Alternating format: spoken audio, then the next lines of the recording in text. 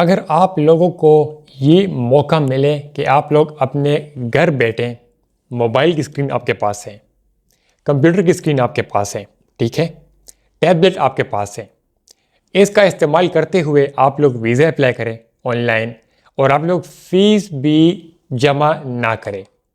आप लोग फ़ीस तब जमा करें जब आप लोग का वीज़ा अप्रूव हो, जब आप लोग का वीज़ा एक्सेप्टेड हो जाए, आप लोग को वीज़ा ईमेल मिल जाए, तब आप लोग फ़ीस सबमिट कीजिए।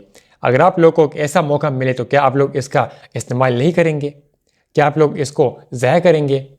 वो भी आपके 10-15 मिनट चाहिए होंगे आपके मोबाइल की स्क्रीन के और आपके कंप्यूटर की स्क्रीन के, आप लोग ऑनलाइन वीज़ा अप्लाई करें। जिस तरह आप लोग अपने home country Pakistan, India, Bangladesh में किसी जॉब के लिए अप्लाई करते हैं, किसी काम के लिए अप्लाई करते हैं, सेम आप लोगों ने ये वीज़ा अप्लाई करना है बगैर किसी फ़ीस सबमिशन के। आपने फ़ीस सबमिट नहीं करनी, जब वीज़ा मिलेगा फिर सबमिट करनी है। अगर वीज़ा आपको ना मिला तो फिर भी पहले तो मिलेगा, ना मिला इन केस, ठीक है, तो तब भी आपको आपके पैसे ज़ाया नहीं होंगे। जो कि मोस्ट ऑफ द केसेस में अक्सर बात करें तो कंट्रीज़ आपसे पैसे पहले मांगती कि आप फ़ीस सबमिट करें और आपका वीज़ा ना मिले तो फिर रिफंड नहीं होता, लेकिन यहाँ पर ऐसा केस नहीं है। आपको समझ आ गई मेरी बात? वो भी बिना किसी एजेंट और कंसल्टेंट के, सिर्फ अपने होम कंट्री में, अपने घर में बैठे हुए। जी हाँ, इस कंट्री की बात कर रहा हूँ जिसका नाम है नमीबिया। नमीबिया एक ऐसी कंट्री है मेरे भाई कि ये अफ्रीका कॉन्टिनेंट में आती है। अब आप लोगों ने घबराना बिल्कुल नहीं है, मेरी प्रीवियस वीडियो भी अफ्रीका के ऊपर थी, ठीक है। कंट्री का, उन कंट्रीज़ का मैं इंतखाब करता हूँ जो कंट्रीज़ अच्छी हो, ठीक है, जो जिस कंट्री में जाने का फ़ायदा हो आपका। ऐसे तो बेशुमार कंट्रीज़ है अफ्रीका में मेरे भाई, लेकिन उनको जाने का, फॉर एग्जाम्पल नाइजीरिया भी है, वहाँ जाएंगे, गना भी है, ठीक है, तो वहाँ जाने का फ़ायदा है नहीं, क्योंकि वहाँ पर तो ऑलरेडी वहाँ पर लोग भूखे मर रहे हैं, ठीक है। तो ऐसी कंट्री का इंतखाब करता हूँ जहाँ पर आप लोगों के जाने का फ़ायदा हो।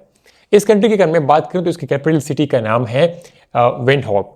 इसमें नमीबियन डॉलर करेंसी चलती है जो कि यूएस डॉलर के तकरीबन 32 के बराबर है, ठीक है। इसके अलावा अगर मैं बात करूं इसके वीज़े की फ़ीस की, ठीक है, नमीबियन जो वीज़ा है, ई वीज़ा है, इसके वीज़े की फ़ीस की, तो वीज़ा की फ़ीस है जनाब 600 नमीबियन डॉलर, जो कि यूएस डॉलर में तकरीबन 32, सॉरी मैं कहना चाह रहा था 32 यूएस डॉलर बनते हैं वीज़ा फ़ीस। जो मैंने पहले बोला 32, वो इसी यही कहना चाह रहा था मैं। तो 32 यूएस डॉलर आपकी वीज़ा की फ़ीस होती है, वो भी आप लोग सबमिट तब करते हैं जब आप लोग का वीज़ा अप्रूव हो। समझ आ कि आपको मेरी बात? इसके अलावा ना तो आपको कोई एम्बेसी जाना है, ना आपको कोई किसी और जगह जाना है, घर बैठ ही सब कुछ करना है। ना तो एम्बेसी चाहिए इसमें, ना इसमें कोई और इसमें लंबे चौड़े डॉक्यूमेंट चाहिए, ना इसमें 3 महीने का इंतज़ार चाहिए, ना 1 महीने का इंतज़ार। सिर्फ और सिर्फ आपका प्रोसेसिंग टाइम जो है, आपका वीज़ा का जब आप अप्लाई करते हैं आज, तो आपका प्रोसेसिंग टाइम 1 हफ्ता के अंदर अंदर आपको वीज़ा मिल जाता है, ठीक है। अब मैं बात करूंगा कि आप लोगों को क्या क्या डॉक्यूमेंट्स चाहिए जब आप लोग ऑनलाइन अप्लाई करेंगे, ठीक है, मोबाइल की स्क्रीन से या कंप्यूटर की स्क्रीन से, तो क्या डॉक्यूमेंट्स आप लोग सबमिट करेंगे।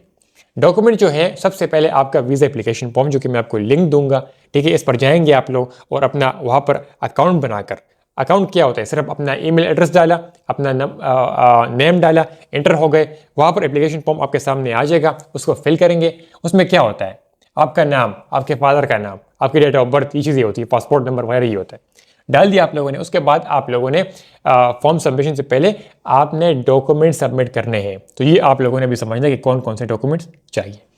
सबसे जो पहला डॉक्यूमेंट चाहिए मेरे भाई, वो है जनाब आपका पासपोर्ट, जिसकी एक कंप्लीट आपके पास स्कैन कॉपी हो, वेरीफाइड, वो आपने अपलोड करनी है।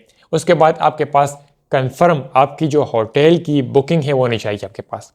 उसके बाद आपके पास रिटर्न टिकट होनी चाहिए, ठीक है, रिटर्न टिकट होनी चाहिए कंफर्म। उसके बाद जनाब आपके पास होना चाहिए बैंक स्टेटमेंट, 6 महीनों की आपके पास, लास्ट 6 मंथ की आपके पास बैंक स्टेटमेंट होनी चाहिए। ये बैंक स्टेटमेंट ऐसी नहीं है जो कि शेंजन वीज़ा के लिए चाहिए होती है, जो कि बहुत ज़्यादा चाहिए होती है।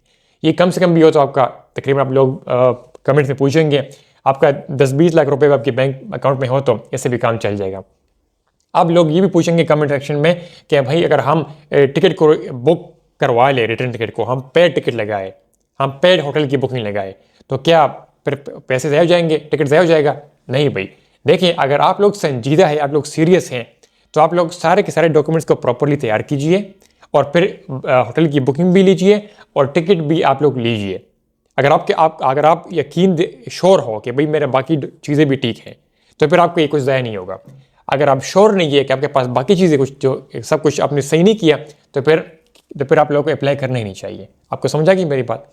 ठीक है, ये तो आपको वीज़ा इस तरह आसानी से मिल जाएगा घर बैठे, जो कि इतना मसला नहीं होता। आपको फ़ीस पहले सबमिट नहीं करनी, बाद में सबमिट करनी है। इसके बाद अगर मैं बात करूँ कि वहाँ पर अभी आप चले जाएंगे, ठीक है, वहाँ पर करेंगे क्या। कंट्री की जो ऑफिशियल लैंग्वेज है मेरे भाई वो है इंग्लिश। वहाँ पर आप लोग इंग्लिश ज़ुबान का इस्तेमाल करते हैं, विच मीन्स कि उसकी अपनी कोई लैंग्वेज नहीं जो आपको सीखनी पड़ेगी या आपको मुश्किल पेश आएगी बातचीत करने में। आपको थोड़ी बहुत इंग्लिश आती हो, आपका काम चल सकता है। गवर्नमेंट उसकी एक, हम कह सकते हैं कि एक काइंड ऑफ फलाही रियासत है, ठीक है, जो कि जो अपने सिटीजन से उनको मदद भी करती है और जो बाकी लोग फॉरेन लोग आते हैं उनको मदद भी करती है। यानी आपको एक सपोर्टिव और आपको एक फ्रेंडली इन्वायरमेंट वहाँ पर मिलता है। आपको कोई मुश्किल का सामना नहीं करना पड़ता, ठीक है, ना तो वहाँ पर कोई रेसिज्म है, ठीक है, तो ये मसले वहाँ पर नहीं है। इसके अलावा अगर वहाँ पर मैं बात करूँ अब काम करने की या बिज़नेस शुरू करने की, तो बिज़नेस के लिए तो वही तरीका है, आप लोगों ने वकील पहले ढूंढना होता है, वहाँ पर आपको पेपर वर्क करके दे, फिर आप लोग अपना कारोबार छोटा मोटा शुरू कर सकते हैं। अगर आप लोग समझते हैं जॉब की बात करूँ मैं आपको कि जॉब आप लोग क्या करेंगे, क्या जॉब आपके लिए हो सकते हैं, तो इस कंट्री में जो जॉब्स की सिचुएशन है, ठीक है, अब ये नहीं होता कि हर एक कंट्री में भाई जॉब ही चाहिए, आ जाओ भाई हमारे पास जॉब्स अवेलेबल है। इस कंट्री में जनाब अनस्किल्ड लोगों के लिए जॉब्स इतनी नहीं है जितनी अगर आप लोग सोच रहे हैं। अनस्किल्ड जॉब इसमें नहीं है, ठीक है। अगर कोई भाई लोग देख रहे हैं, आपके पास कोई ना कोई स्किल, कोई ना कोई आपके पास क्वालिफिकेशन होना चाहिए, ताकि जब वहाँ पर आप जाएँ तो वहाँ पर आप प्रूव कर सके, एक्सपीरियंस आपके पास हो और उसके बेस पर आपको वहाँ पर काम मिल सकता है। क्योंकि जो अनस्किल्ड जॉब्स है इस कंट्री में, वो इस कंट्री के जो अपने सिटीजन्स हैं उन लोगों के लिए मुनक्किद किए गए हैं बाय द गवर्नमेंट ने, जो गवर्नमेंट ने कहा है वही बता रहा हूँ आपको, तो आपको लोगों को नहीं मिल सकती। इसके अलावा बाकी आपके पास कोई है एक्सपीरियंस, स्किल, क्वालिफिकेशन, तो आप लोग वहाँ पर वीज़े लगाने के बाद जब जाएंगे वहाँ पर तो जॉब भी आप लोग हासिल कर सकते हैं बिना किसी मसले मसाइल के, ठीक है। फिर आपको वर्क परमिट मिलता है, वर्क रेजिडेंस परमिट मिलता है, इस तरह आपका सिलसिला शुरू हो जाता है। उम्मीद ही करता हूँ कि आपको मेरी सारी कहानी, सारी बातें समझ आ गई। अगर समझ नहीं आया, कुछ मसला हुआ, कुछ शक हुआ, कुछ बात आपसे रह गई, तो वीडियो को आप दोबारा आप देख सकते हैं, ठीक है। नहीं तो फिर अगेन देख सकते हैं, नहीं तो फिर अगेन देख सकते हैं।